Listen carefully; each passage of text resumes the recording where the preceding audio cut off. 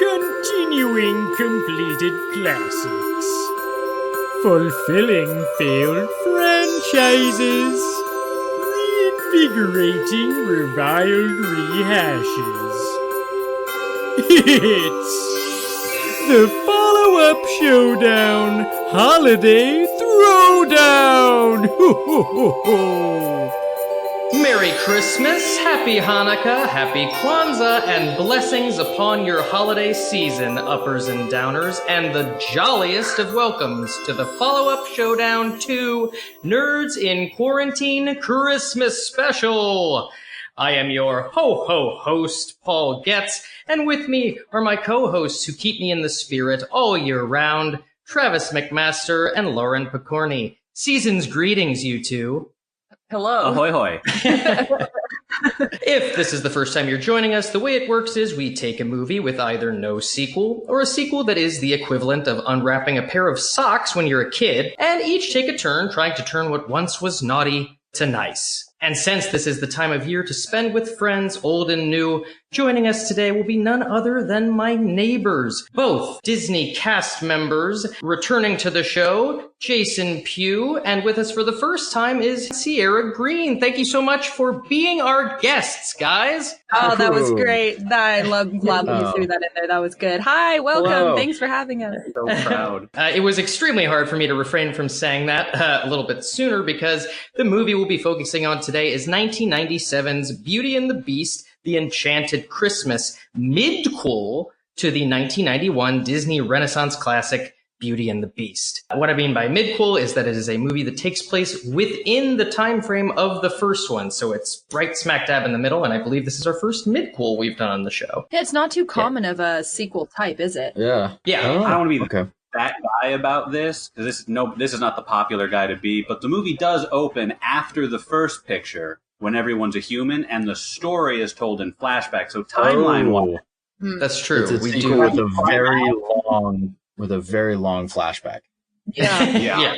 Technically, I think in Beauty and the Beast, it takes place over maybe a week. Jason and I were actually discussing that last night, like how long is the time of which Beauty and the Beast, the original, takes place? Because when it opens, the little town quiet village thing is very like late summer fall, like there are leaves and it's very like she's wearing like no jackets or anything. And then when she's in the castle, there's snow and ice skating and Christmas. And by the time the spell and all that happens, it's like mid-winter. So I feel like it may be 2 seasons, but that could just be my interpretation of me analyzing cartoon weather. Yeah, because when Maurice leaves the house, it's like a very beautiful day when Belle goes out and looks over like the lake and the mountains and stuff. And then when she leaves the house, there's no snow. And then when Maurice returns and tries to get the tavern people excited, it's like 2 feet of snow. Yes. So they have had extremely heavy snowfall in the time that Maurice was imprisoned, and then it stays snowing throughout the rest of the film. Yeah. I can't remember what, because that's what we had always thought as well. The weather seems to indicate that it's at least almost a full year, maybe, or half a year at least. This is my favorite all-time Disney movie, Beauty and the Beast, not The Enchanted Christmas. The original. So, growing up, I always felt like their love story was more organic because it felt like it took place over at least a couple months. Mm-hmm. Yeah. I agree. So I think that's by design, but if you actually look into it, it's theoretically like maybe 2 hours from the town to the castle. So if you like use that, Maurice throughout the movie is just trying to get back to Belle. Mm-hmm. He goes to the castle, he comes back, and he is on his way back.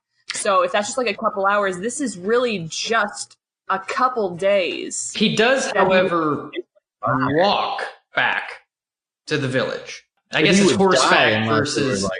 Yeah, like hypothetically, it's a day's journey. That still adds a day either way. And then, from the time that he wouldn't have like gotten home, waited 3 weeks, and then been like, everyone come help my daughter. It's like... I think the only portion of Maurice's story that allows for time flexibility is because we cut to him right before he leaves to return to the castle, and he has his goggles on and he's stuffing stuff in his bag. He's like, I'm going to go get her myself. It maybe in that time he was off petitioning other qualified people to try to rescue. And so that scene is just him being like, I've been to 4 towns and no one's going to help me, so now I'll do it isn't myself. But doesn't maybe I'm misremembering? Isn't LeFou He's outside the house that whole He's time? in the snowbank. Yeah, for days. And also they'll find him alive in the forest. So I can allow for him like searching the woods for like a month and a half and barely surviving, but that would still mean LeFou is like at some point spending weeks pretending to be a snowman. yeah. It doesn't sound like we're going to get a satisfying answer here. I will say, I don't know how many of you guys watched the live action Beauty and the Beast remake. Yeah. In that, they address it by showing that the castle and the area surrounding the castle itself is enchanted and forgotten by the villagers. And so when Maurice takes the wrong turn in the direction of the castle, it starts snowing, and he says, "Oh, it's snowing in June." Huh. Oh. Yeah, I can get behind that. But sort of like in Arendelle when Elsa makes the eternal winter kind of a thing yes, in Frozen. but that same logic doesn't like seem to apply to the movie because, as you guys pointed out, the village is also covered in snow. Well, but I can allow for unusual weather patterns adjacent to enchanted tracts of land. Yeah. You know, I can handle it. I just need someone in the movie to go, "Oh, this is weird, right?" And then I can go like, "Yeah, it is weird. They get it. It's weird." But yeah, you're right. I agree that I liked it better thinking that they could fall in love more organically over the course of a couple months, because, I mean, that would really give someone with that deep of childhood trauma the time to like come to terms with their past and like learn to grow and be nice versus it being an act. Yeah. Which I feel like over a week's time it would be. I agree with you, but I like that the movie, for lack of a better term, sort of fast forwards that process, because when in The Enchanted Christmas and Belle's Magical World, the other straight-to-video sequel that exists, you spend extra time with the Beast being a beast. It's a little bit like upsetting. It's like, wow, Belle really had to go through a lot. No, I thought that too when watching that movie, because I'd never seen Enchanted Christmas, never in my childhood, even though I remember all those like commercials that we would watch on the VHS tapes that were like coming soon to video and DVD. Yeah. So watching it last night, I was thinking through this whole thing. I was like, wow, Beast is like such a dick. Yeah. And like, sorry, I don't know if we use profanity on your podcast or not. I'm not a big swear, but I said dick. I mean, it is Christmas. Okay. Yeah.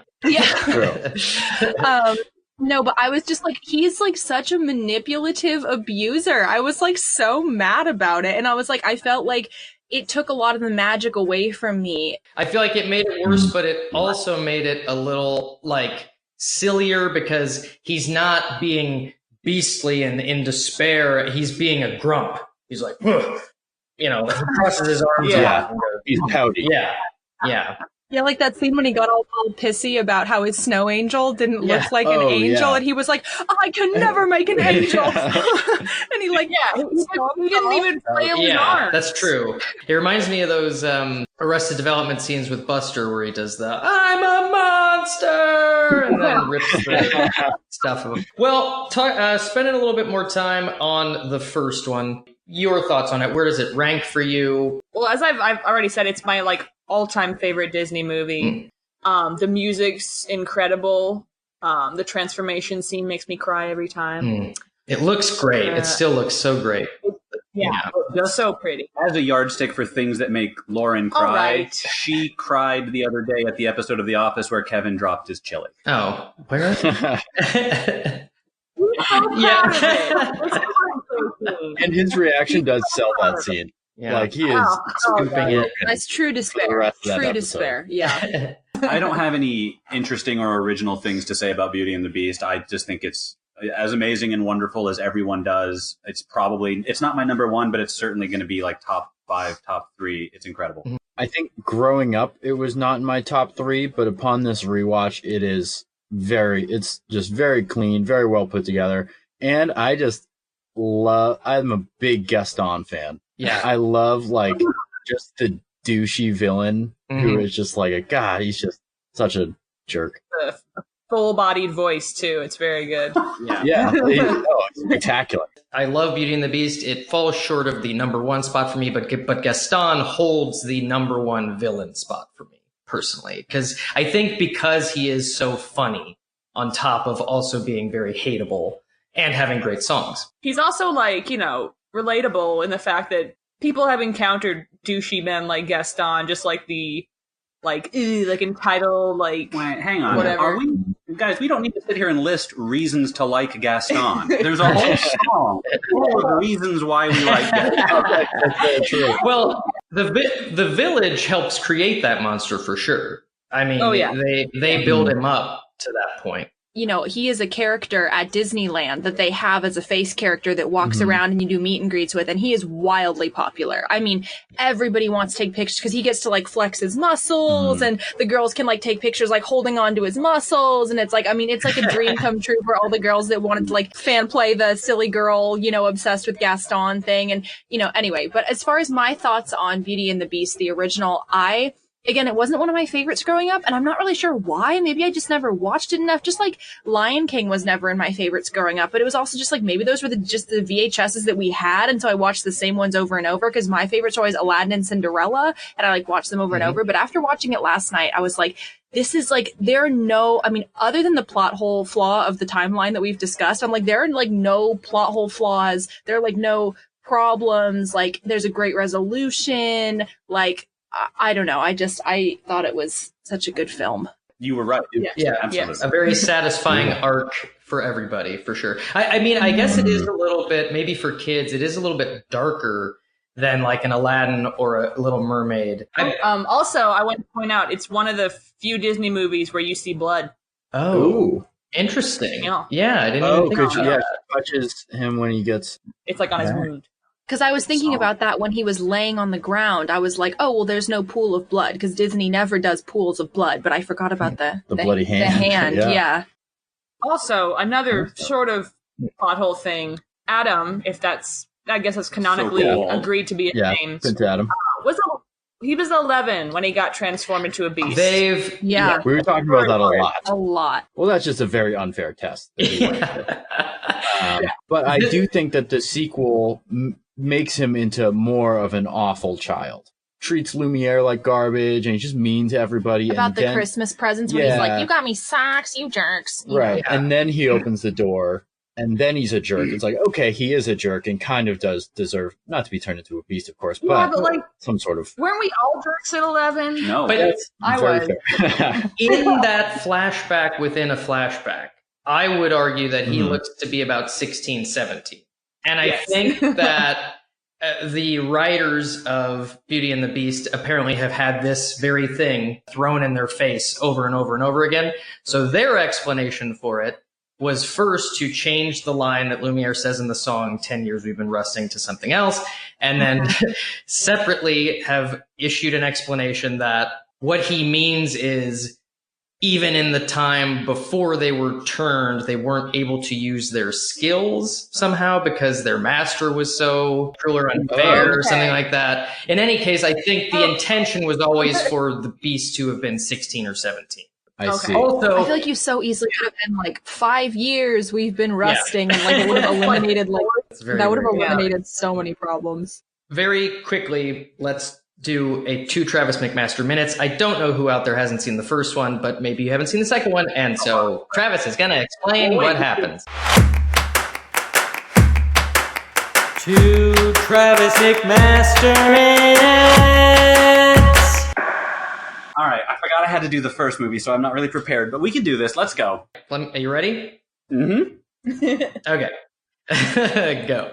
Belle is a young French woman living in a provincial town who thirsts for more adventure that she reads in her books. Her father's an inventor and is going off to some convention with an invention, like in Gremlins. And he gets lost and ends up at the Beast's castle, who terrorizes him, keeps him locked up, right? Yeah, he locks him up because he's a jerk. And then Belle goes to try to find him, finds him at the castle, makes a deal that she will stay forever if her dad gets to go. And then she learns through the enchanted servant that also live in the castle that the beast was turned into a monster when he was a boy, and he has to find true love by the time this magic rose wilts, or he'll be a beast forever. And then over the course of the film, they do in fact fall in love. Oh, also Gaston's the villain of this. He wants to marry Belle as well. He's a normal man from The Villager, but he's a jerk. Normal man. And so anyway, he ends up at the castle at the end of the movie, and there's a big fight. Gaston falls to his death, and then, and then the love thing I mentioned happens, and all is well in the castle. Right, Paul? Yes. Great. Go on. Okay, Enchanted Christmas takes place on like the Wednesday of this week I just described. Belle is super sad about her life, but thinks maybe Christmas will help, and so tries to have Christmas. And the Beast doesn't want anyone to have Christmas because I guess he's still kind of a jerk. But then and then also Tim Curry plays this evil organ who's chained up in the next room the whole time, who is quietly manipulating the Beast through song to not to want to have Christmas and to not to like Belle, because he just wants to be an organ forever. I guess he's just kind of a crypt keeper looking dick. That doesn't work because it wasn't even a plan, it was just a song.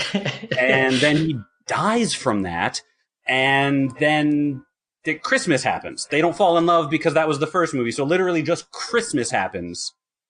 And then, this was a whole story told by Mrs. Potts in the future anyway. So then after that Christmas happens again. The end. Okay. Ooh. Okay. Not bad. That was pretty good. Not Right bad. on the time. The buzzer went when I finished. No, I mean, yeah, the timing was good. I know you asked midway through, you asked if you were correct, and I said yes. I do have some corrections to the first one, really only being that the servants do not tell Belle the specifics of the curse because her love has to be untarnished by the truth. Okay, But she does know that the castle is enchanted and that they're all enchanted and something funny's going on. Right, she just doesn't know the true love bit. Yeah. Can I put a question to the group that I have every time I watch this movie? Oh. The carriage that Beast throws Maurice The into. spider carriage. Carriage. Was that person the carriageman? And then he had to sit out in the snow all the time? And was he spidery beforehand, or was like a little like wink the enchantress of like, and then when this one moves, it'll sound like a spider. Probably But that's just for me. Yeah. My rule of thumb going through these two films is if it has a face, it used to be a person. If it doesn't have a face, it was not a person, but is still enchanted and bounces around and dances. So only the talking furniture was once a human, and then the rest of the furniture just now gets to dance. Like the forks. Yes, all the forks and the plates. They were forks and plates, but now they're happy, I guess. Well, wait. Well, I am super on board, but the forks do have faces. Forks have faces. The Yes. plates. Spoons don't have faces. Spoons don't have faces. Yeah. Yes, I was very specifically looking for this as well on my rewatch because of that rule of thumb. What is an enchanted object versus what is a person? And there is one shot in Be Our Guest with all of the forks being prepared to dive, and in only that shot they have faces. So only the forks, for some reason. The forks are can. canning. Right, that's right. It was the can. You even watch the movie?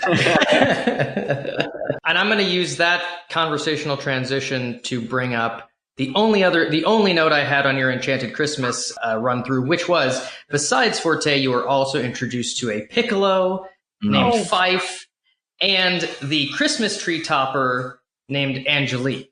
Oh, yeah, she was cute. And the axe, the Jewish axe. Oh, that was another. Oh, that's right. That was such that was like old Disney. That was like Disney in the like 60s, 70s. It was so stereotypical. He was talking like so stereotypical Jewish, like with the big eyebrows and like the way he went, I Gewalt my head and like all that stuff. And I was like, whoa, like that is. And like they were so with the swinging and the chopping. It was so obvious. And then they say Merry Christmas, and he's like, hey, don't forget Happy Hanukkah. I was like, oh, so he's actually a Jewish act. Like, this isn't just a caricature. He is a Jewish act. One of my favorite moments, not because it was good, but because it was there in Enchanted Christmas, was when they threw shade at Charlie Brown Christmas by having her pick the little twiggy tree, and then Chip pictures it falling down with the ornament and going, no, not this one. And then they walk away, and the axe goes, ugh, like one last quick, like, oh, fuck Charlie Brown. That is funny. Yeah. I actually liked this movie. This is the second time I've seen it. We watched it like 2 years ago or something. I didn't really like it then. But this time watching it, I had a pretty good time. Except for the songs. My God. Yeah. Yeah, I really did not like the music. I mean, I guess as long as there's Christmas one is like okay, and as far as the inspirational goes, but nothing in the first Beauty and the Beast sounded sappy to me. It all was very heartfelt, and a lot of the stuff in the Christmas just felt really like sappy and like over the top. I did enjoy the Little Angel song. I thought she was a good cute. little singer. I thought the idea Bernadette behind Peters. some of the songs. Yeah. I thought the idea behind some of the songs was really good.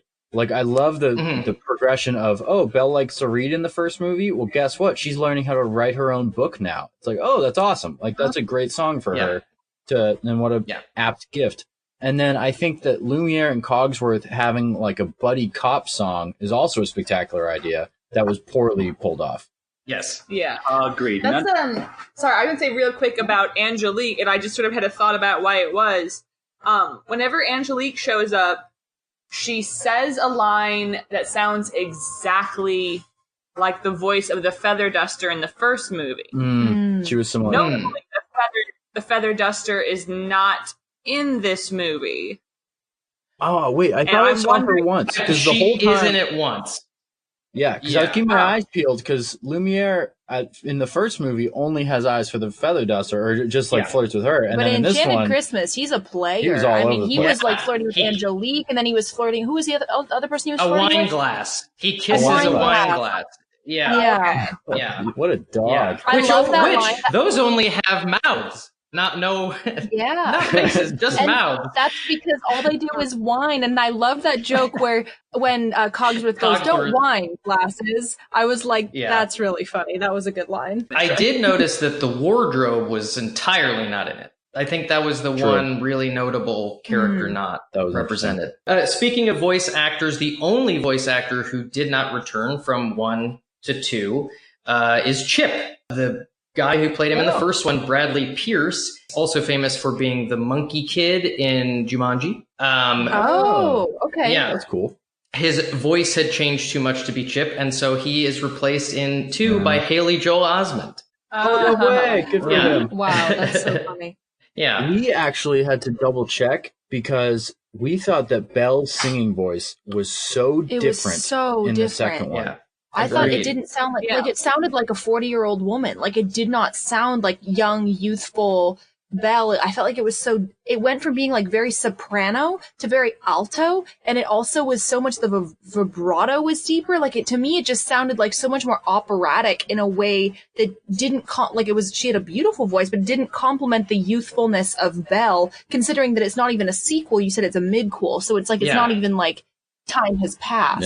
That was an odd one. I mean, just touching again on the songs in general, every single time a song starts, it just brings everything to a screeching halt. It's just like, okay, slow down. I always, here's a song. Every time I felt kind of like surprised and startled that a song had started. To me, it felt no different than, like, Paul, if you just started singing a song right now. Every time I just felt like, I'm so sorry. I guess we're going to do a quiet song right now. It's so different from the first one, which the songs take up 25 full minutes of the first one, and there are only 5 minutes in the whole movie that don't have a score underneath. Well, this, and singers-wise, the Beauty and the Beast was the last movie up until Princess and the Frog in which all of the speaking parts were also the singers. Like, they used the same voice actors. Grossly underutilized for singing was Tim Curry.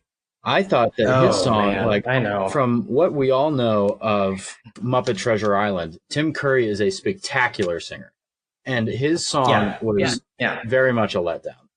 And I was... It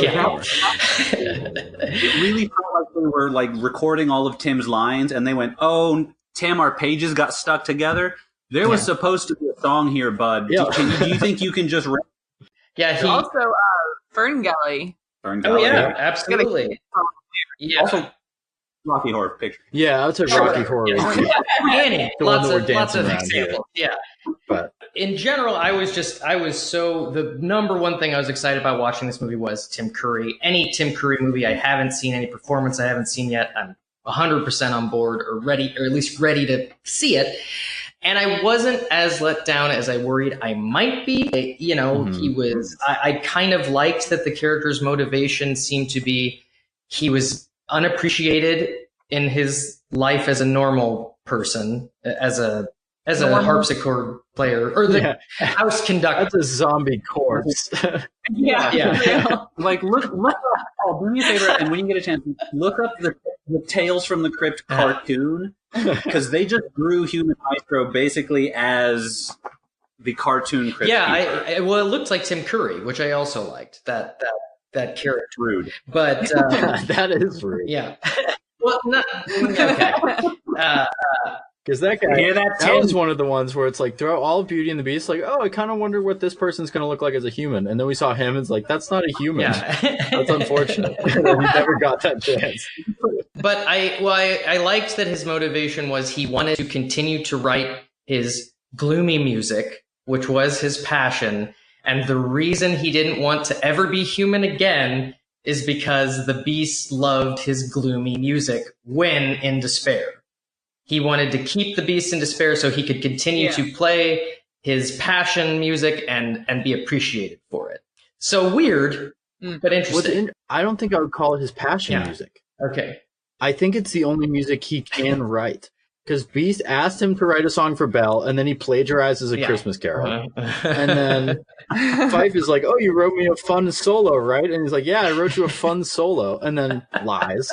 He doesn't know how to write happy music. I don't think he physically can. Yeah, I suppose that's true. And I mean, he did not. I was hoping that because it's a Christmas movie, I was hoping there could be some reconciliation, that the Beast could tell him, you know, hey, Forte, I'm sorry I was mean before. I appreciate your music. And then it ended up just, murder had to be what happened. You can't draw that ghoul like happy at the end.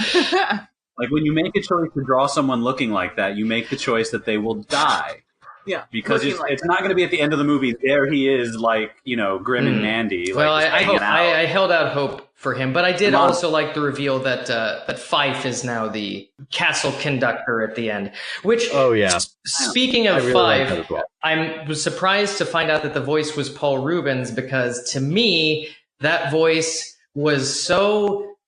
It stood out to me as something that in the writers' room they were like, okay, so what's this character going to sound like? And someone went, oh, I don't know. He could just kind of be like, hey, I'm Fife. I'm Fife, and I walk around. I'm Fife. And they go, okay, great, you'll do it. Perfect. But, no, Paul Rubens doing that weird voice. I had no use for Fife. I thought he kind of annoyed me. I have Piglet for that, and you know he doesn't add anything. He's also kind of like this guy. Confusing because he's on Forte's side a lot, but he doesn't seem to be evil at all, or want same things. He just wants that solo. It's just the solo. Piccolo. Yeah. He just wants to be in a charge. I was going to say, it's kind of like the new LeFou. Like, every villain has the bumbling sidekick. And so I feel like it was kind of like, oh, well, Gaston had LeFou, so the evil organ needs a bumbling sidekick, so they made a funny little Piccolo. So, I mean, I guess it kind of goes with those classic, like, tropes of characters. I was, like, physically tense because I was worried at the very end when he was like, take it away, Maestro, and it went to Fife and he lifted up a piccolo. I thought it was going to be a piccolo-only song. Yeah. And I was really worried. I was like, oh, this is going to sound horrible. And then, like, immediately the violins came in. I was like, thank God. Yeah. Like, I was so concerned because I got annoyed.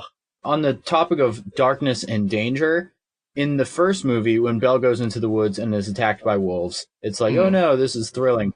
Maybe it's just as an adult, I've never seen this movie. Getting trapped under ice is a very real threat, especially when tied to a Christmas tree. Horrifying. I was like, oh, that geez. was really dark, and that was really scary. And like, just my thought was like, oh my gosh, her coat is so heavy in the water, she won't be able to swim. I was like, this is so scary. And also, but then the Beast came and rescued her and then stomped off into the night. And I feel like that's the exact same as the first one. Yeah. Well, and the terror of that sequence was immediately undercut by the fact that when she popped up, she wasn't shivering in the slightest. Right. Just like, Chip, I'm glad you're okay. Oh, oof, glad that's done. We're not still on the ice or anything. I feel like I thought Lumiere was going to come in and, it was just like, oh, don't worry, I'll make a campfire for you. And that's all it takes. I was like, okay, now we're all warm. Yeah. But didn't address it. Even, I mean, you didn't, like, I even would have been okay with no voice wavering, just an animation of her, like, you know, a little bit, just a little bit. Or like literally make her blue. Yeah, like LeFou was blue when he came out of the snowman. That's true. That's very true. Blue. blue. Yeah. Yeah, that's a very being trapped under ice. An idea is very like I can't think of the word. I feel like it goes hand in hand with yeah. I feel like many of us grew up being terrified of quicksand. Oh yes. Oh, Yeah. Quicksand. I know what you mean, because as a kid, I remember feeling like quicksand was everywhere somehow. But as an adult, the trapped under the ice thing is still more tangible. Do you have? I guess it doesn't scare. Do you? Because I watch it and I just go. That's why I don't go on the ice. Just don't go out there. Not afraid of sharks either. Just don't go in there. Do you have the same response to in Aladdin when Jasmine is trapped in the hourglass? Oh, in the sand. Oh, yeah, that was spooky. That one for me, yeah. But Lauren's rooting for Jafar in that. Oh, okay. She's like, just Lauren, not all of us? Because, I mean, he's pretty funny. Well, it's, I know this is sort of the nature of the podcast for us to analyze the specifics of the story, but that was exactly what made me not enjoy most of the live action remake, which is you have this platform now in which to sort of constantly check in with the audience and say, that thing that was never addressed in the cartoon, let's address it now. And it just bit by bit takes the fun and the magic out of it. Also, I only want to bring this up because we've built a reputation on the show for being anti-Ewan McGregor. I'm not overall anti-Ewan McGregor. I think it's just you, Paul. Yeah, Paul. We're Ewan McGregor. Yeah, I would like an itemized list of who here does not like Ewan McGregor, please. I like Ewan McGregor. I'm saying that now, but I think in this show a lot of anti-Ewan McGregor topics come up, a lot of comments come up, and I'm going to just go ahead and call his entire casting in The Beauty and the Beast as Lumiere some Ewan McGregor bullshit. Ewan McGregor, slam! I understand he might be cast because people like him. He's famous for singing Moulin Rouge. Like, musical theater crowd might have enjoyed that, but he is very Scottish. He is very not French. Not like Jerry Orbach. Right, well... I couldn't have told you. You know what I mean? That's the difference. I can tell you what Ewan McGregor. I do think that his casting as Lumiere was an odd choice, and I remember kind of being thrown watching the trailer. But also, if you're going to say that, then you got to throw Ian McKellen in there too, because that's a strange choice for Cogsworth. Like, all of a sudden now, Cogsworth is 3 times his original age. Yeah, I think. Yeah. Okay. Okay. I don't want to argue about this all day. Yeah. Do you hate Ewan McGregor enough to throw Ian McKellen under the bus? That's what this is. Well, Ian McKellen has never done anything Am I wrong. crazy, or did you change your shirt, Travis? I did change my. Okay, I looked away from it and I looked back and I was like, that's different. Yeah. I'll mostly just do it for the podcast. I think it makes good radio. It changed your perspective, refreshes your voice, all those good things. I was now years old whenever I learned that Ian McKellen and Ewan McGregor were in the live action remake. All right, I'm sorry. I have to address it now. It's Ewan. You said Ewan twice. I say Ewan. Interesting. How do you know it's Ewan? I'm gonna live and die by That's that. interesting. Ewan. Ian McKellen, sorry, transitioning out of this as quickly as possible. Ian McKellen was one of the original actors considered for Cogsworth in the original. It was written specifically for John Cleese, who turned it down. But both of those incredible actors aside, I might have to give voice MVP for the whole movie to David Ogden Stiers. I mean, maybe not the singing MVP, but Cogsworth, to me, the subtlety in the delivery of his lines, that kind of stuff, amazing. Yeah, it's true. I can't imagine anyone else playing. I definitely can't imagine Ian McKellen playing. Well, I can make room in my heart for a stuffier Cogsworth, an older sort of a John Towers Cogsworth. Yeah, that's true. I just think that the Cogsworth that we've come to know and love is just, he's so cuddly. Like there's something about him that just has this cuddliness that I just want to pick him up and squeeze him. But maybe that's just me. He just seems like a clock-like teddy bear to me. I would say that Cogsworth in human form is even more cuddly, potentially. Like, he's my favorite looking of the transitions, with his wig that comes off on and off his head. That's fair. He is well adapted. I feel like they're pretty much all well adapted, I would say, except for Lumiere. I think he's very odd to look at. Well, if we're doing both movies, then absolutely look Forte, how because cuddly Forte he is like a is. psycho. Yeah. Under the screen. Oh, yeah. Yeah, that's so Look cute. how cuddly he is. And his outfit, yeah. Oh, Yeah, it's great. And that I mustache. know, his little Yeah. pocket watch. The first and biggest laugh out of me in Enchanted Christmas is when he wanders past the table and immediately says, "There's too much holly." That hit Oh, me. that was a good Oh one. yeah, that was wonderful. It's like the first joke. Yeah. Things that I read into that I want to know if anybody else read into. One is at the end, only because of where she's standing, I feel like they're teasing a possible setup between Maurice and Mrs. Yes. Potts. Sure. Anybody I else did. read that? I did, and I liked it. I always Yeah, me too. I was actually disappointed they didn't follow up on it in Enchanted Christmas in the beginning and the end. Well, even Where at the end of the everybody's first one, too. And just Chip's like enjoyment of Maurice's machine as well. Like, the whole, that's all that's three of true. them fit together perfectly. I've always had questions about Mrs. Potts. Is that her child? Like, did she adopt We don't need him? to spoil any pitches for later having this conversation. Oh, hey. Yeah, I'm warning you Alright. guys, Jason, last night, I was trying to go to bed, and Jason wanted every detail of everything for our entire sequel prequel. So we have like 5 pages of notes of everything There's that a few. happens.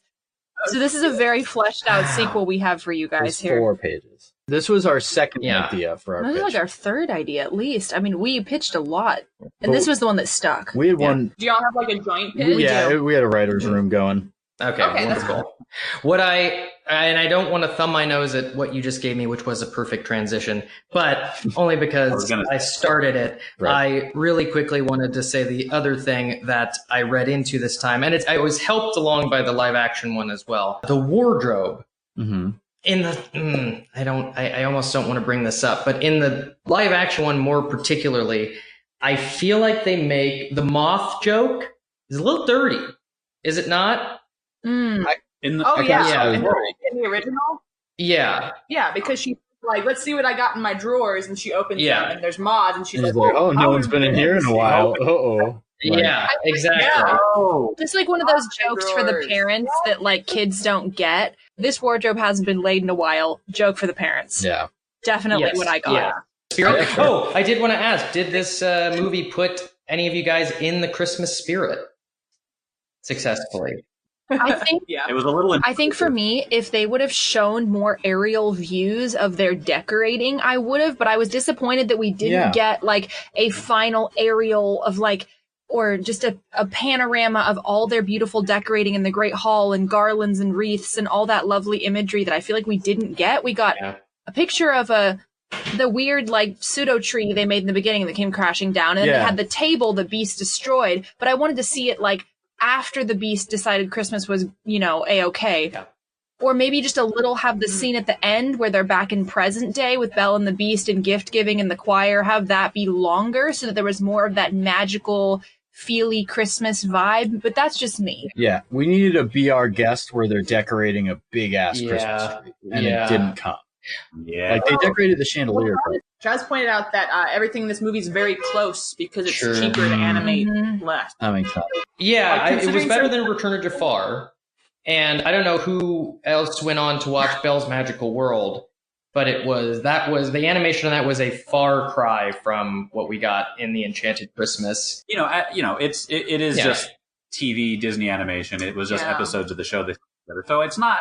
I mean, yeah, it looks bad compared to the only animated movie to ever win Best Motion Yeah. It Picture. didn't win. But It was it's the only animated movie nominated At the time. before they Besides introduced Until Oh, Up. okay, everyone got correct. Okay, Well, yeah. All right. There are a lot of distinctions. fine. It did win the Golden Globe. You notice, like, the shortcuts. Like, Forte was weirdly 3D animated, but then his song was mostly 2D, very Winnie the Pooh with his, like, music attacks. And then Belle's book song was also animated in a far cheaper manner as well. Yeah. I had a Yeah. big problem with those the music attacks. And in general, the magic in the live action one, I felt like they really didn't want to spend the time figuring out how inanimate objects would move. So everybody just flies in the live action one. Like the feather duster flies. Chip moves around on a little plate, but it's as if the plate is a snowboard that can climb. It's really like weird, jerky stuff like that. They just did a lot of like magic that flies, magic that zooms around and is tangible. Whereas like it's not really part of the first one. Well, don't they make the feather duster a peacock in the live action one, right? Mm-hmm. Which I'm not necessarily angry at her look, but she flies and not with wings. Like she literally just kind of like drifts around as if she's like a leaf on the wind, but in control. It's weird. Such an odd choice. Interesting. Okay. It seems like a lack of choice, really. But to your point, Kevin Kline is like the best part, in my opinion. He like is the only one who adds something to the character, like a layer of depth to the character that I appreciated, whereas the rest are sort of falling short. He's always very good. Okay, so without further ado, let's get into the questions that prelude the pitches. Number one, should this movie have a sequel? No. I don't think so. I don't think so. I thought it was, you can make a sequel because anything with a princess sequel will sell, but I don't think it was the best sequel that could have been made. No. The hoops you'd have to jump through to get like a sequel that would be interesting are not worth it. Clearly. Well, and the straight-to-video sequel that was intended to be made before this is what they landed on was like a follow-up where the villain was Gaston's son, named Avenant, because that's the name of the villain from the original story, and would have been about them as humans dealing with this new villain, but they ultimately decided on the Enchanted Christmas because everyone's more recognizable in their beast and or enchanted items form. All right, next question, and it sounds like there's going to be some interesting answers from you guys here. Sequel or prequel? What's the sweet spot? So it is tricky. I personally did sequel. Oh, okay. And it was tricky. I would just do everything you showed up for. You have to sacrifice to do a prequel sequel. So I would say midquel. Midquel is the way to go. Interesting. So did you do a midquel as well? Woo! I did. So this episode's question should have been sequel, midquel, prequel. We did a prequel. So we have one of each. Oh, interesting. Okay, I can't wait. Ooh. I'm trying to think of other areas to mine as far as prequels go. I mean, young Maurice, maybe he had some invention story, but then you get none of the other characters. Yeah. Who cares if he did? My question is, who cares if they did? I'm sure everyone had at least one interesting thing happen to them in their lives. I just don't care. But Get a monster. you guys, that's why. Okay, I can't wait. I can't wait to hear what you guys did. So, okay, so then let's go in order. Even though I am horribly unconfident in going last, Oh, yeah, you're gonna get destroyed. You guys ready to start us off with your prequel? I think Let's do so. it. Now hold still. This might sting a little. Because there's two of us and we don't want to talk over each other, I'll start off, I'll read the title, and then I'll let Jason read most of the story, and if there's something he forgot or I disagree with his telling, I'll correct him. How does that sound? It sounds delightful. Okay. Sounds good. So this is a prequel to Beauty and the Beast, and it's called Chip Finds His Family. Oh. Oh. Whoa. Chip live as a human, living in a French village as an orphan in an orphanage, and he wants a family. Maybe he sings a sad song about wanting a family. The orphanage is approached, and he is scheduled to be adopted by Monsieur d'Arc, who runs the asylum from Beauty and the Beast. Right before leaving, Chip finds out that d'Arc plans to adopt him so that he can use him for unpaid labor in the asylum and kind of keep him there. That fucking guy. An adoption under nefarious purposes. Exactly, a nefarious. My goodness. Chip escapes and goes to a fair to try to lose d'Arc, who is pursuing him. At the fair, he comes across one of those strength competitions where he picks up the hammer and wants to do it, gets pushed aside by, guess who? Gaston. Gaston's like, what are you doing with this hammer? With the strength competition. Chip continues to explore the fair. At the fair, he sees a big, interesting machine, and he climbs inside it. It's one of Maurice's machines that he has developed for some purpose, maybe getting water from a well or something like that. In its demonstration, and without any knowledge that Chip is inside, The machine drives off into the woods, and Chip is unable to escape or stop the machine. So this contributes to the picture of Maurice as like, oh, what a crackpot. He just invented a car by accident, but it doesn't work. Can I pause really quick? Yes. Okay, so first of all, the human Chip has a chipped tooth. Oh, right. And that's why they call him Chip. So his name Chip existed when he was a human before he became a cup. So his name's Chip with a chipped tooth. So everyone in the movie calls him Chip, even as a human. Bothered the hell out of me that he doesn't have a chipped tooth in the Enchanted Christmas. Nowhere to be found in that perfect mouth of teeth. And then also, when Maurice goes to the fair to show off his invention, Belle is with him. So we see a small glimpse of a younger Belle there with her father just to place her. And same with placing a younger, brawny teenage Gaston at the time it's happening. So we're saying that this takes place, let's say, maybe 3 years before Beauty and the Beast takes place. So let's put the Beast at 17, Belle at 15 or 14, and Gaston at 18, something like that. Okay. Very good. Okay. So Chip rides into the woods on a runaway machine. The machine crashes and he gets out. Lost in the woods, Chip finds an old woman, and they kind of wander through the woods together. They bond. He shares the popcorn that he got at the fair with her, and he's nice to her. They come across a castle. Chip says, "Should we go in?" The old woman thanks him for his kindness, says no thank you, but gives him a pressed flower in exchange. And it's like, thank you for being kind. She goes back into the woods. Oh, sorry. Wow. Also, point. This old woman asks him, why are you in the woods alone? What are you doing here? And he says, oh, well, I ran away from this evil guy, and all I want is a family. Again, reestablishing that Chip wants to find his forever family. Okay. Upon entering the castle, Chip meets and bonds with the gang that we all know in their enchanted forms. Lumiere, Cogsworth, Mrs. Potts, all of them. But and he enjoys his time with them, but he feels apart for being human. And then upon kind of gathering more information, he understands that there's a beast there, and then he kind of picks up from the behavior of the rest of them that he's not supposed to be there. So while he enjoys his time with them, he's like, this isn't my forever place. I need to go find my forever place. So he leaves in the middle of the night.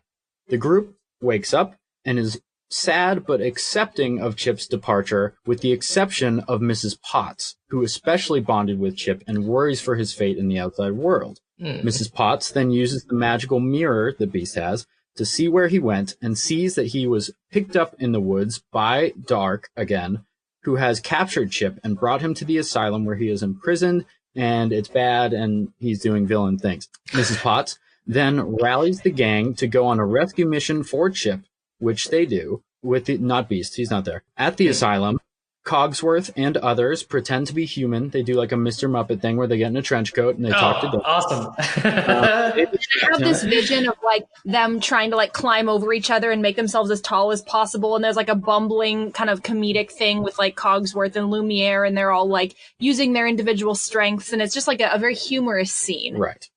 So while Cogsworth and company are distracting Dark, Potts searches for Chip, finds him, and then signals to Lumiere, who is outside, as to what room they're in. Lumiere uses his fire and the machine that crashed in the woods earlier to break down the wall and rescue Chip and Mrs. Potts. Dark notices something amiss, finds that Chip has escaped, and follows the track into the woods. He chases them into the castle. The gang doesn't want to alert the outside world that there are things living in the castle, so they don't know what to do. Dark is about to get Chip, who is hiding in a dresser or a wardrobe or a cabinet or something. As Dark is approaching and going to open the door, Chip wishes that Dark would never find him and that he could finally live with a family. The flower that he was given earlier glows in his pocket, and as Dark opens the closet, he finds only a teacup inside.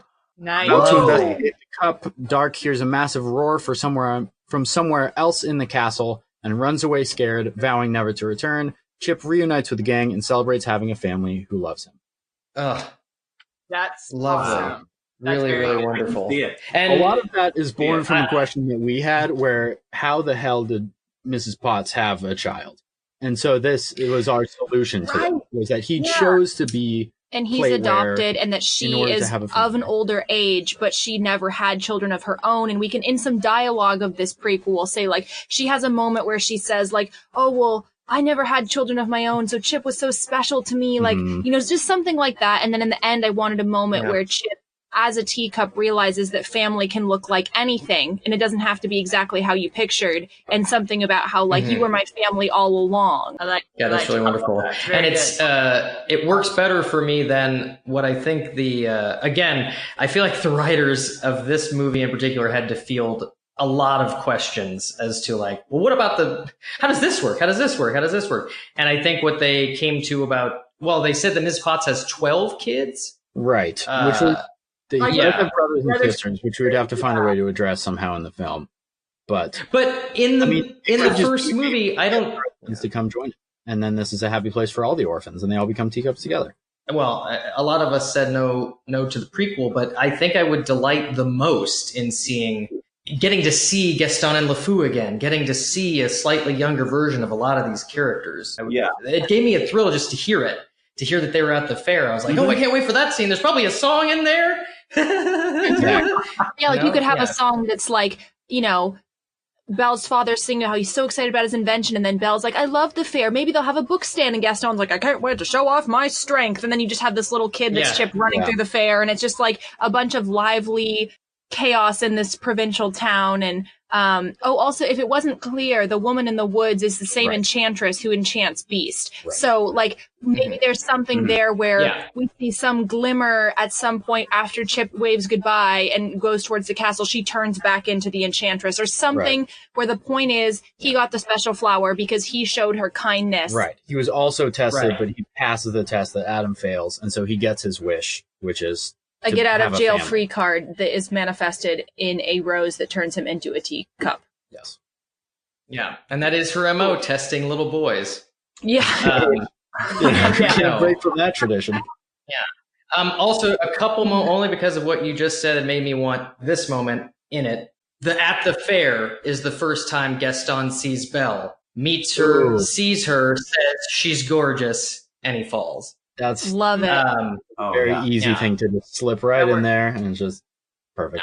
Yeah, you could even have it. And then he will be. And where he tries to impress her with his strength, and she's like, "Oh no, I want to go to the book stand." Just setting up their personality. Yeah. Oh, exactly. Yeah. And then I also, at some point, I feel like Chip has to call Mrs. Potts mama. Right. Yes. I think a big thing will, instead of saying like I want a family, I think it'll be more of like I wish I had a mama, and then at the end it'll be. As like his first thing when he becomes a teacup, the first thing that he says is "Mama" when he sees her or something like that. For branding, we might want to call it like just for the title, just call it like Fast and the Furious Presents. Okay, I'm gonna go before. Oh yeah, because mine's mid-cool, not good.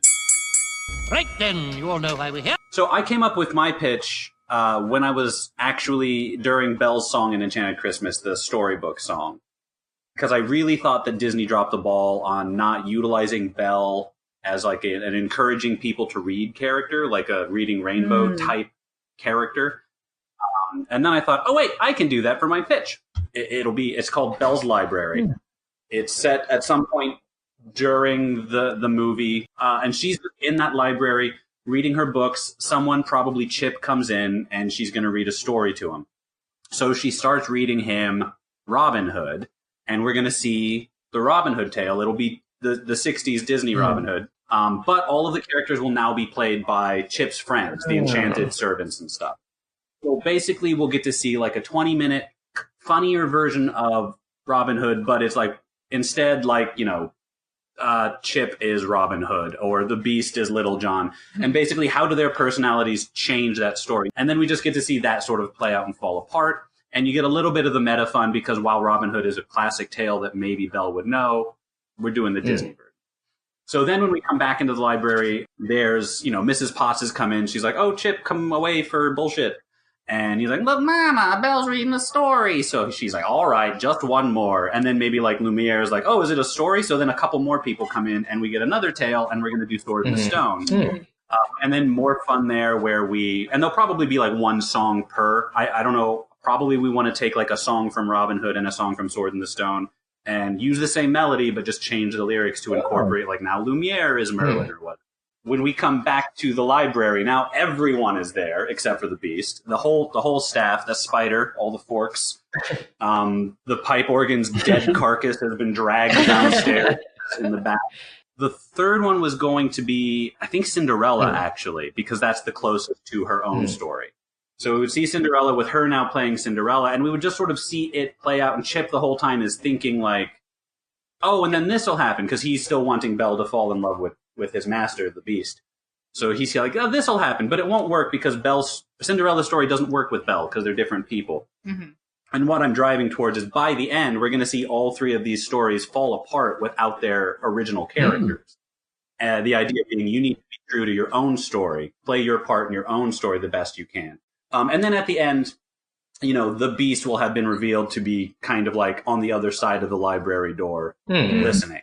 And we're going to have everyone come out.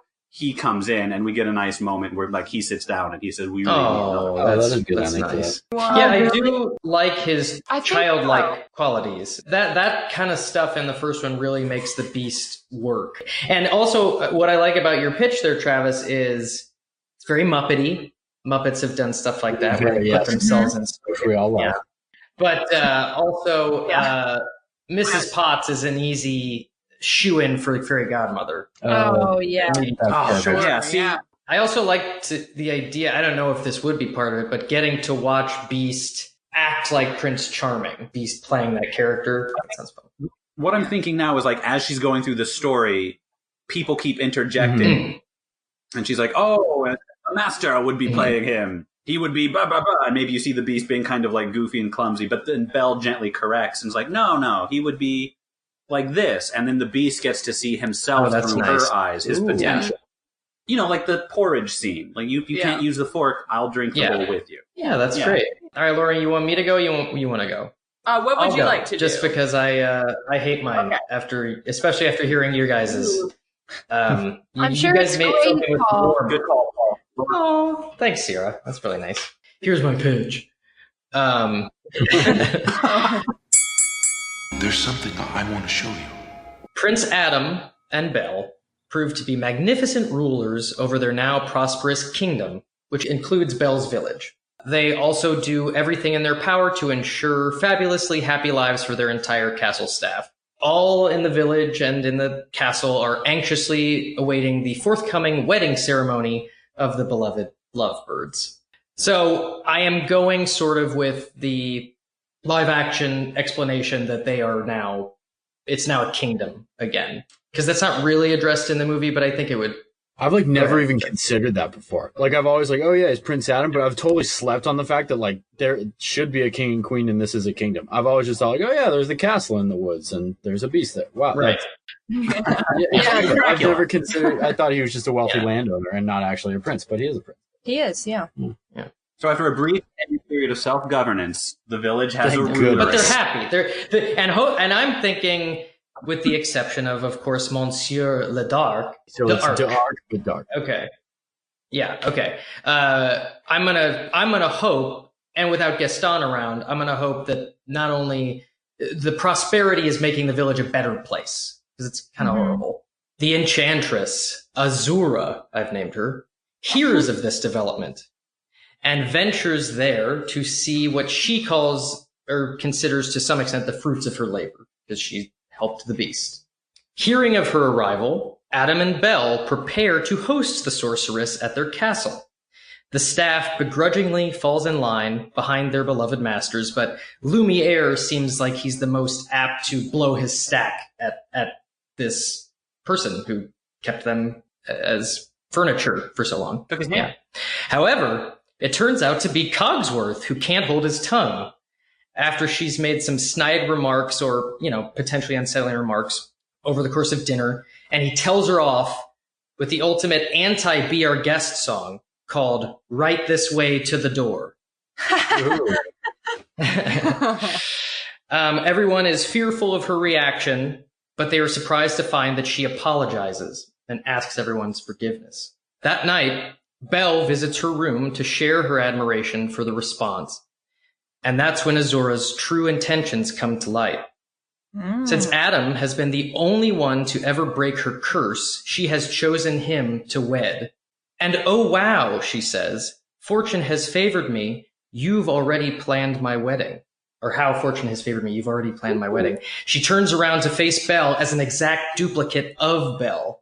I thought this was maybe encroaching on Little Mermaid territory a little bit with Ursula and, that thing, but anyway. I like it. I'll allow it. She turns Belle into a hideous beast, one that cannot speak.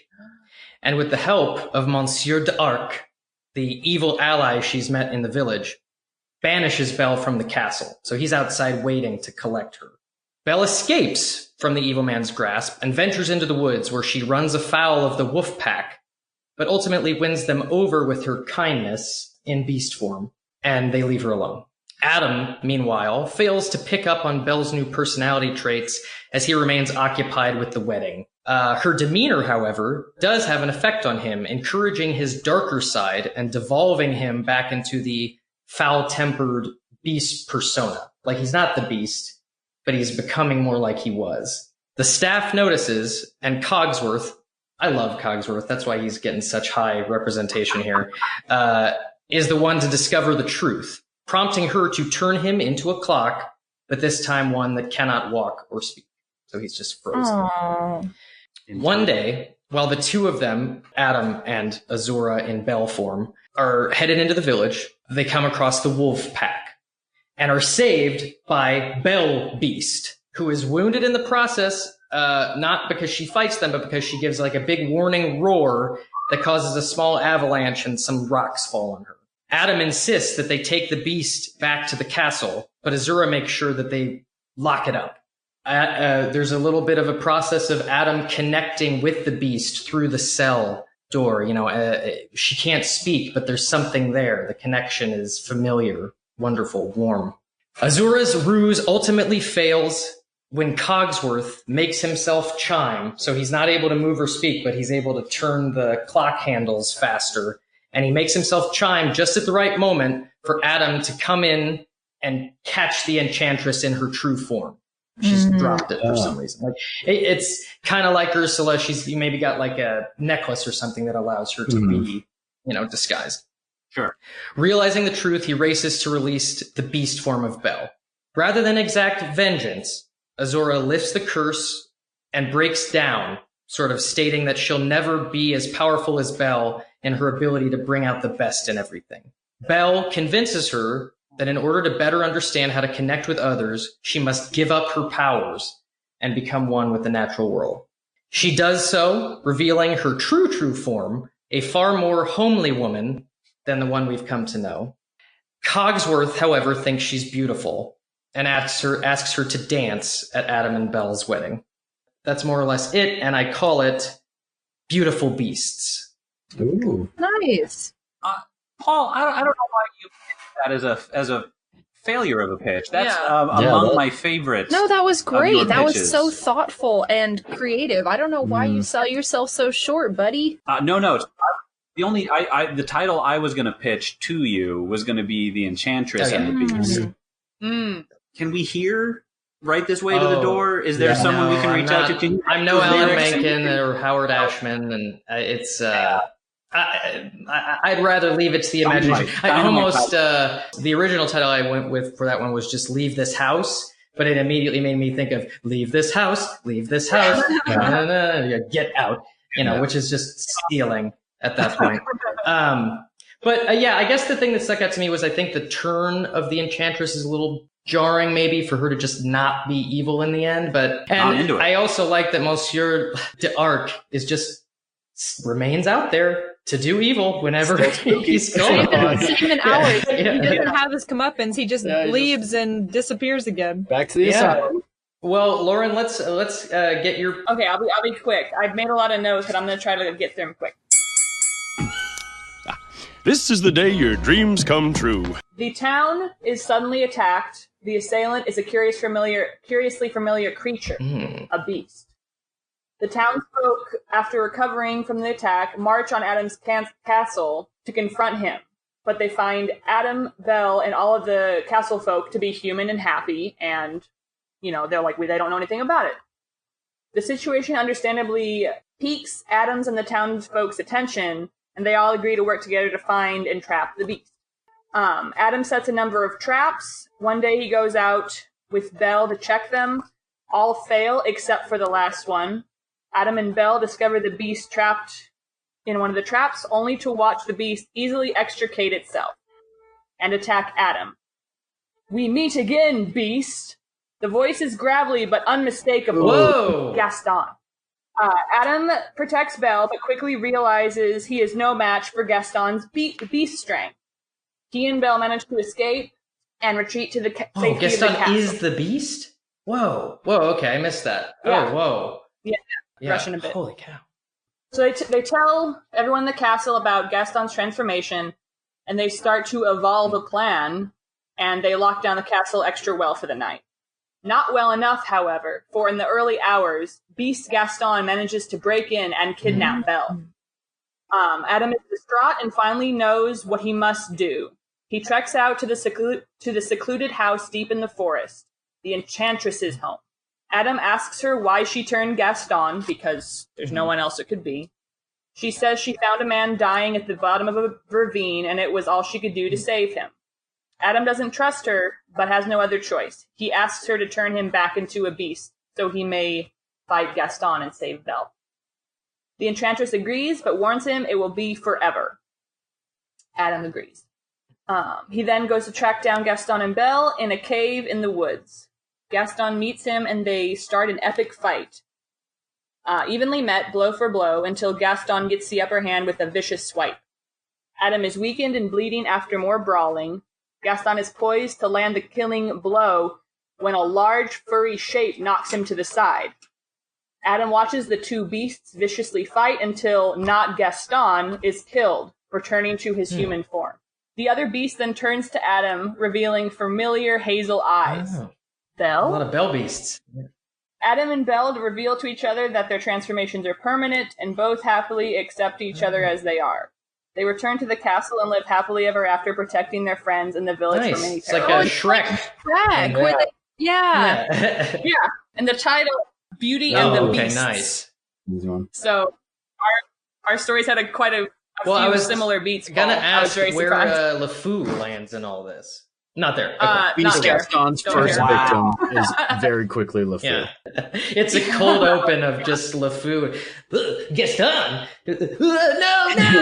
You know, where you don't see, it's you? Or like, yeah. We pan over to Dark just watching. He's like, I love this too. And If I could, I'm proposing we're doing a new voting system now. Everybody can vote for one, but cannot vote for their own.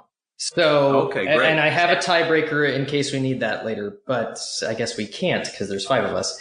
So unfortunately, Sarah, you cannot vote for Chip Finds His Family.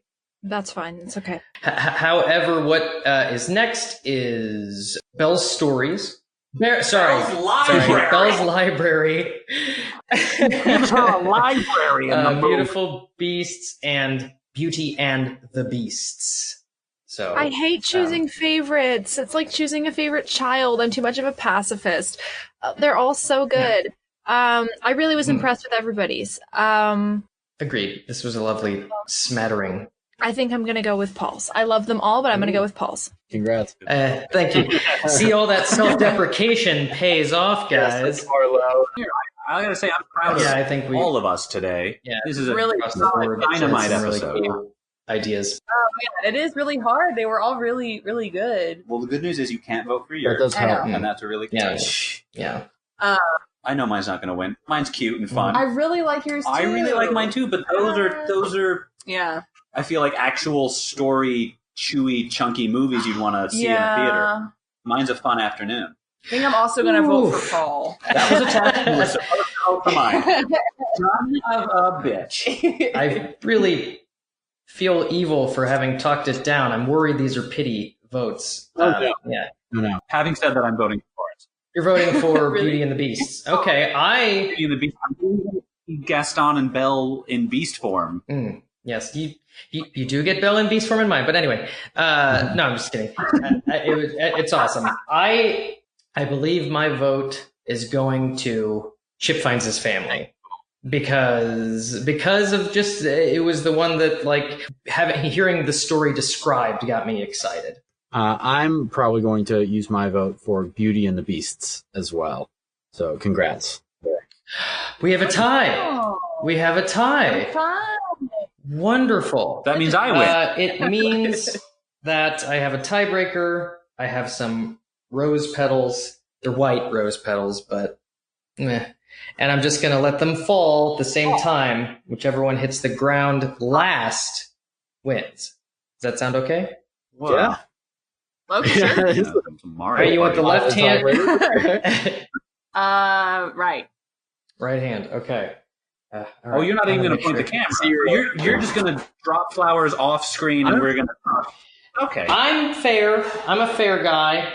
I don't even know which one. It doesn't matter. I think you have to play that. You have to play that one as it lies. I saw what happened and play it as it lies. Did Well, the fact is, Beauty and the Congrats. Beasts is our winner. It's over, Beast! Belle is mine! Yay! Well, job. either way, I'm just delighted by all of these, and I thought they were all better than the Enchanted Christmas. Oh, yes. Thinking about it now, I really like Belle physically fighting Gaston in this, That would be like for the first time, because it's like that's something that she's prone to anyway. But to save the Beast's life, that would be cool to get to see her kick and He's been smash. like, you've been abusing he's her? been haunting her for years, man. Yeah. He gets her come up. He gets his comeuppance. She offers it. Oh, Paul, Yeah. you didn't talk about other sequels. I mean, I mentioned the proposed other direct-to-video sequel before Enchanted Christmas, but what are you talking about there, Travo? Well, I read this last year. The Beast Within, A Tale of Beauty's Prince. It's like in the line of those like Disney villain books that all have some unified story involving some sorceress sisters who, you know, have like a network that they talk to some of the other enchantresses of the books or something. It's pretty good. It's Does it not, start I guess, before good enough He's a Beast? to read. I think it sort of takes place during the Gotcha. storyline of the movie. It does. It takes place. It's like his Because perspective we had of been the movie. workshopping a type of thing. prequel that involved young human beast as well. So Yeah. our idea was he's at like a boarding school or something, and he's not that bad of a kid, but his friend, a young Gaston, gets him into trouble. Beast gets sent home for Christmas, but his parents are like, we weren't planning on having you home, so we're leaving. We had travel plans. We don't care about you. You're a bad kid. And so that's why he's in such a bad mood when the Enchantress comes, is because he's having a lonely Christmas without his parents. And then the rest of it would be immediately after he becomes Beast, kind of a Frankenstein plot where he goes and finds his parents and wants acceptance, and they're horrified by him. And so that's why he turns into such. I think he could easily, in that position, tell them Yeah. stay away from the castle, like never come And back. I think them You know, reiterating Fine now. oh no, you're a monster, justifies him with all the mirrors and all the paintings and everything. Like at first he can be like, oh, like maybe this isn't bad, and then he sees his parents and they hate him, and he's like, this is awful, I'm terrible, I can't do anything right, and then it sets him on his path. That's And then- great. I like that. I like that prequel idea. Mhm. In this, Oh yeah, go in for this it. book, Gaston and him are friends, right? Like Yeah. childhood friends. Yeah. As soon as you said that, I remember. Yeah, they were teenage friends. They were both kind of jerks, but Gaston was a little jerkier.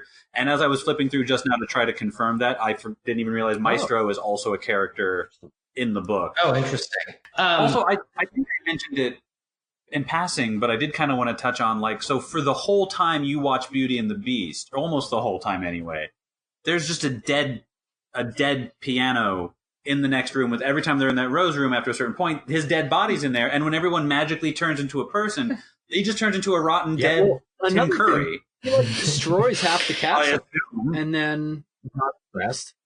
The fact that he can destroy the castle with one song is like such a weird before and afterthought. It has nothing to do with the plot of the movie, of his part of the plot, which is I want to keep Beast gloomy. But instead, at the beginning, he's like, it's something that will bring the house down. And you're like, oh, okay. And then later he just uses it. And you're like, oh, okay, he meant that. Did anyone kind of get vibes of when Beast pulls the keyboard? It kind of seemed like Forte was like gasping for air. That's how he got air in his lungs was the notes. That's kind of how I saw it. And then he was like choking and then just fell away from the wall and just. Yeah, it was violent. Very violent. Yeah. Well, let's quickly, if we have any, do some unsung heroes, and then we'll do red ads, and then we'll do gifts, and then we'll go. Hit it, Ball Junior.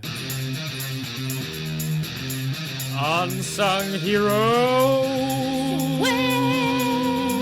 Well, for the second one, the little like wall rack that was holding Gates, he stood out to me. Yeah, I thought of that too. That guy got a raw deal. He's stuck to the wall. Yeah. It's a living. And very much unlike the walking coat rack, who, by the way, is 100% my first one from the first one, my unsung hero. You know, he's not a character that speaks, and he's not a character that you really think about, I feel like, when you think of the movie, but he plays the violin during their dinner. He cuts Beast's hair. He is a multi-talented guy, and he does some awesome fisticuffs in the battle scene. That's true. Yeah, the coat rack rule. In the first one, the fight scene gives everyone a chance to shine. So effective. That's very true. And it's so nice because like even the stove gets to scare people. And it's like, oh, this is great. Yeah, I love the stove, and I had forgotten. I always forget about the stove, and I had also forgotten how much I delight in that fight scene. Mm-hmm. This last time I watched it, it just made me so happy. Every single attack, every single bing bang, back and forth. Is he dressed up as a pirate? Is that his sword and gun thing? Is Cogsworth as a pirate, and then he slides down the stairs? Yeah. Okay. Oh, I love that. And they're melting Lumiere, and he saves Lumiere. I love that so much. Yeah. Like that. Or the implications of a human to a candle melting is upsetting. The spider coach from the first one. Pretty obviously mine. She pretty blatantly took that. You've done that to me before, so stop it. He seems like the most goon-like of any of the enchanted creatures. He's like willing to be violent, toss someone around. Definitely said, "Yeah, boss," and stay out. For mine, I don't know who it is, but someone has to be in charge of the supply chain for the castle. Like there's meat served and cakes. There are ingredients there that will have rotted over 10 years. There was an answer to that in Belle's Magical World. The Beast sends letters and then gives them to essentially a carrier. That's pigeon. What that was. I got so distracted when I saw that scene because I was thinking okay, so the stack of papers is a person. When he loses a sheet of paper, what happens? I didn't have a problem with a pen being a person, like a quill, but I did have a problem with a stack of papers being a person. And also a book, especially because there's books. Books is another part of the plot. Yeah. And then my other one was Philippe, who I guess he is sung to some extent because he's got so much screen time. But he's the world's best horse, 100%. He's able to run straight back home to the same degree as Lassie. Let Belle know there's trouble, and then immediately run back to the castle. Just if I could point out, Philippe almost got her killed on the ice because he got afraid of a flute. I think. Oh, not his fault. It interacts with his ears. Animal ears. That probably hurt. All right. Well, I believe this is going to be our first, as a collective, rad ads.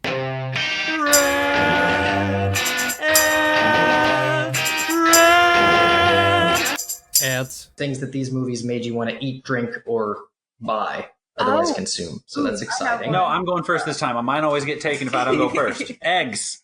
He eats all the eggs. 4 to 5 dozen. Yeah. Oh, they're raw. Weird. Gaston attributes all his success to eating raw. 5 dozen eggs, and that makes me want to just pop them like pills the way he does. Yeah. I'd love to be roughly the size of a barge. Yeah, because he doesn't seem to you don't see him working out at any point. He sits around. That same sequence, it really gets me wanting beer. I mean, the beer looks amazing. Cartoon beer always made me want beer as a kid, even when I thought beer was gross. It just looked delicious. I feel like the way beer and wine are depicted in cartoons is always so appetizing, and I think maybe it's the only thing they can do to illustrate to kids like How fun. adults want this. It's better soda. Don't worry. The porridge they're eating, super delicious. Yeah, best case scenario, you get porridge. But I mean, growing up, I would have oatmeal and I'd put like some sugar and cinnamon and milk. And I just, every time I see that scene, I just remember the taste of that and how like warm and just wholesome and nostalgic it tasted. So every time I see that, I'm like, ooh, I want oatmeal. When you watch them scoop in the sugar and stuff, like they do the whole works. Yeah. I mean, nothing super stood out to me in Be Our Guest, but I do want to know what the gray stuff is. Yeah. I have, and why it's delicious. I don't think I ever got to try the gray stuff when they opened Belle's Diner or whatever in the castle in Orlando. That was like right as I was leaving, and you had to get reservations like a month in advance. So I don't know if I ever actually got to try the gray stuff. I think. Did they have something on the menu called the gray stuff? Yeah. It looked like a cracker with like gray frosting on top. I imagine it's like mousse or something. I know. In the movie or in Disney? In Disney. At Disney, I'm sure it's just a frosting of some kind. Yeah. What is it in the movie? I assumed in the movie it's like pate or something. Looks like gross pate. Less for me the eating and drinking, because I'm never really the person that like sees food in a movie and is like, oh my god, I need to eat. That's it. But I'm like that with clothes and architecture and scenery. So that's much more for me what I see. So like I would see Belle's dresses and I would be like, oh my gosh, I want to go put on a gown and dance around in a ball gown. And especially just like the grounds and the snow and all of that. It made me very nostalgic for traveling. That's not exactly what you asked, but for me, it pinged like desperation for like European travel and fancy clothes and just feeling like a princess. But that's my personality. Well, and that was really a perfect expansion of the concept, because it's like anything that this thing makes, that a movie makes you want to do is sort of what I want to give credit to, because it's like if that writer or that animator got me wanting something, those are the kind of ads that work on me, at least I think, more than actual advertisements. I think I will also have to go to the bar scene. I don't enjoy hunting or mounted heads of game or such, but the vibe in that tavern was exactly what I look for in a tavern vibe. Yeah, you could sit in that chair. You know, speaking of which, I meant to bring it up after Lauren did her pitch, because she said that Gaston and Belle went back to a cave. But when she was workshopping it with me, I had pitched that he went... Yeah, I noticed you get all fussy when that happened. I had pitched that they go back to Gaston's home, which is like a rich manor. Not as big as a castle, obviously, but it's kind of... Oh, because you never see it. Right. And I had pictured it would be full of hunting trophies and animals and stuff. A very good place to hide. As a trade. Also, right? Mirroring the scene. Okay. Right. Yeah. And no one would have gone back to his home to see if he was there or not. I totally meant to do that, but honestly just got lost in the sauce because I was like trying to keep all the details together, and I'd like thrown out some other stuff. So I meant to do that. I just thought like a cool Vader's castle scene, and they were all beasts and hunters together, and I meant to do that. But I would also think it would be cool to make it gloomy as if it's been abandoned for a bit, because nobody knows what happened to it. Okay, so let's do, for our Christmas listeners, a holiday treat, and recount our favorite Christmas gifts of all time. A gift? A gift for me? I'm going to loosen it up and just say favorite gifts of all time, because mine is a birthday. Okay. When I was in high school, one year for Christmas, my family wrapped only my presents in black wrapping paper. And all regular Christmas stuff. You know, because it was high school and I was all like spooky and stuff. You were a real Forte. I was, definitely. Just wanted to hurl my body onto the brick floor and lay there. I thought you were going to say my friend. Well, that's a bit, that feels like trying to score points. Sorry. So I was trying to go for just a lie. Oh, yeah, she does her custom Funkos. She did one of me and it's marvelous. He had said it was the best present he'd ever received. Not okay. I was trying to go for Christmas sentimentality. The black wrapping paper. Yeah, just the fact that was a consideration made. That is nice. Yeah, that's lovely. I would say mine, I grew up on the West Coast in Southern California, but I was born and all of my mom's family is on the East Coast of Massachusetts. So from time to time growing up, we would fly there and have a white Christmas with all of my cousins and all of that. So, which is wonderful, love spending time with them. Downside, I loved playing PlayStation 2, which my cousins did not have. And in like 7th or 8th grade, I got 2 games that I was really excited for, specifically asked for both. It was Jak 3 of the Jak and Daxter series, and then I think a fighting game that was like Marvel something, Rise of the Imperfects. It was like a Marvel fighting game. But I just remember them both so clearly because Christmas was towards the beginning of our vacation. So for the remaining 2 weeks that were in Boston, the whole time I was like, I cannot wait to get home and put these in my PS2 because I'm just reading the cover art and reading the game. Like, I'm doing everything I can outside of playing the actual game. Definitely not the best gift that I've ever received, but one of the most memorable. Memorable. Gotcha. Yes, see, memorable. Definitely. The Black Panther was very memorable to me, but after hearing that story, I'd like to officially say the best gift I got was when I got Donkey Kong Country 2 on, of course, 1990. Diddy's Kong's Quest. Yeah. Whatever is the best gift story is really more the question than because it's tough. Well, it's tough to say. Then I do have one. It was last year, actually. It was on my birthday. I think we were just coming home from work or something, and like I pulled up to the gate, the garage gate, and Travis immediately like jumps out of the car and starts like running up to the apartment. And so I park and I go up, and he's put a chair outside the door. And so I sit in it, and he opens the door and he like throws this like Halloween makeup thing, like fake blood drops and like vampire like eye makeup. And so I put those on, and I just hear him bustling around inside. And after like a couple minutes, he opens the door like all out of breath, and he'd like put up a bunch of Halloween decorations. And he got me a birthday card with Dwight from The Office. And and that's where you have the sticker. Yeah, and inside was a sticker of Kevin like splayed out in his pile of chili. It was really nice, and like, I think you even wrote the card in Dwight's voice. It was really fun.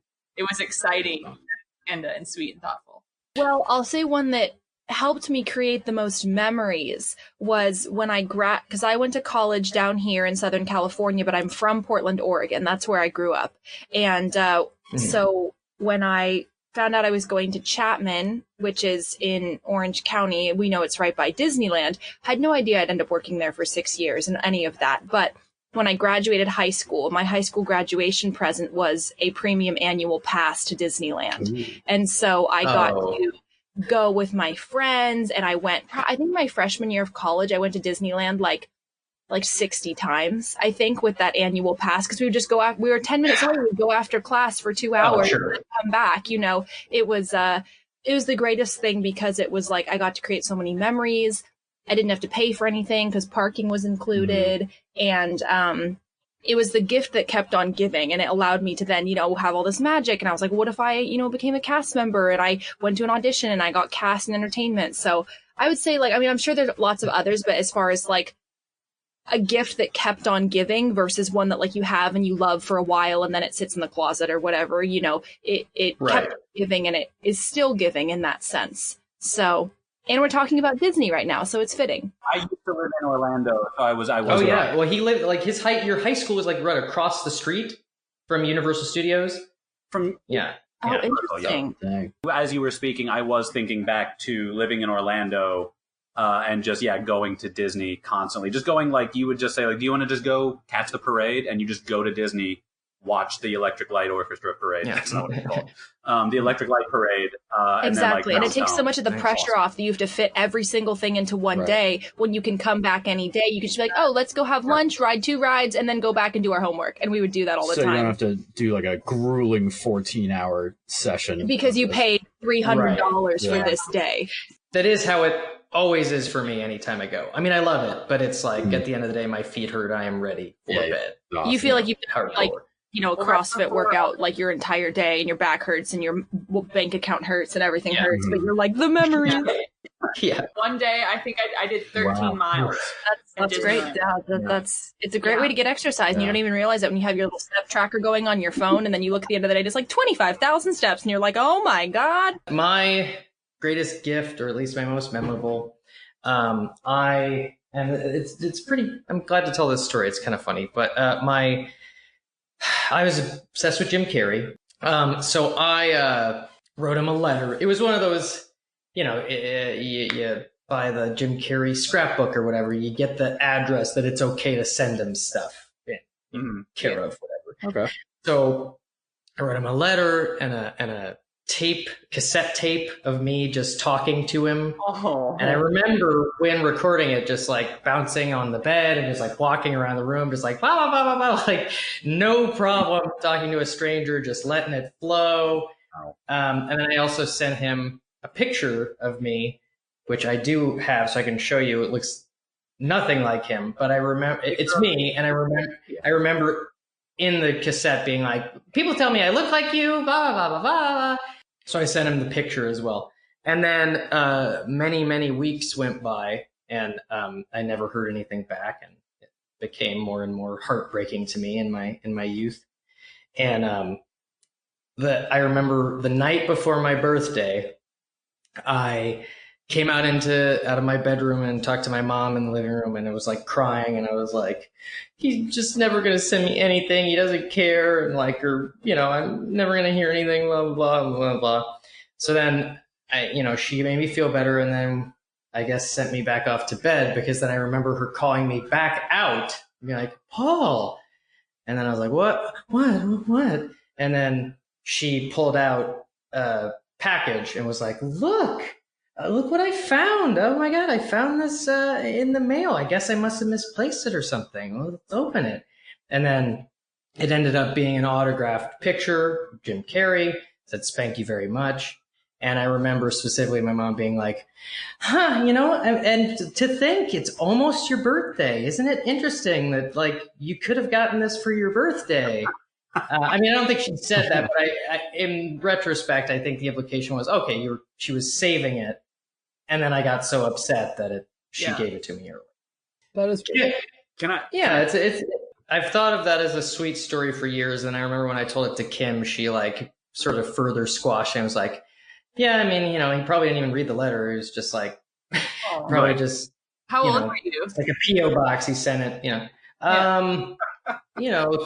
Third grade, like 8, something like that. It would have been like 84, right? That big year. Yeah, that would have been so awesome, just for like an 8-year-old to get that. It was. That's nice. Yeah. I think shortly after he debuted his excited 8-year-old character on In Living Color, so probably no collection. No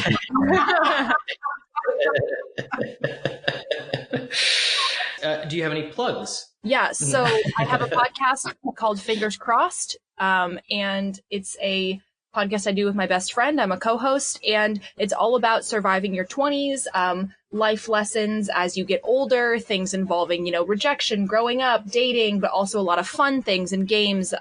Essentially just me and my friend, we're both 25, and we talk about like the struggles we've had and life lessons, little bits of wisdom, advice in a very friendly, conversational, honest way. And that's called Fingers Crossed, because it's about hoping for, preparing for the worst and hoping for the best. So fingers crossed. I am a happy subscriber. It is well beloved, and rightfully so. You guys are super charming and like instant personalities on it. It's a good listen. I recommend it as well. I appreciate that. Yeah. Thank you. We're actually going to do merch soon, so that's exciting. Ooh. Have you considered big foam fingers that are crossed as hilarious. One of your products? No, but I absolutely love that idea, because our logo, we had a custom designed logo that's just like the little hand doing the fingers crossed that we're going to have for the sweatshirt. It's like super minimalistic, like, that's going to be our thing. So I will tell Christy that you suggested that today, because that's a funny one. It could be like a gag thing. Like with every purchase, you get a free foam finger that's like the fingers crossed thing. Well, thanks for doing this, guys. We don't shy away from the big challenges like Disney Renaissance classics, and I don't think we should. Because we know what to do. Not. We all killed it. I think we'll continue to face these big challenges and succeed as well as we did today, or at least fingers crossed that we will. And I'd be down to do it again if you do The Rescuers, because I love those movies, and I've seen both of them. So. Oh, awesome. That would definitely be a continuation celebration, because that sequel rules. Yes. Yes. Yeah. So good. Just Yeah. Merry Christmas. To all a good night. On the next follow-up showdown. Today's mission to sequelize the 1991 feminist classic Thelma and Louise. The reason I was thinking about the Han Solo movie is that you could do that with Thelma and Louise, except instead of space monsters, it's like domestic abuse and alcoholism, so it's less fun, but probably... Is it?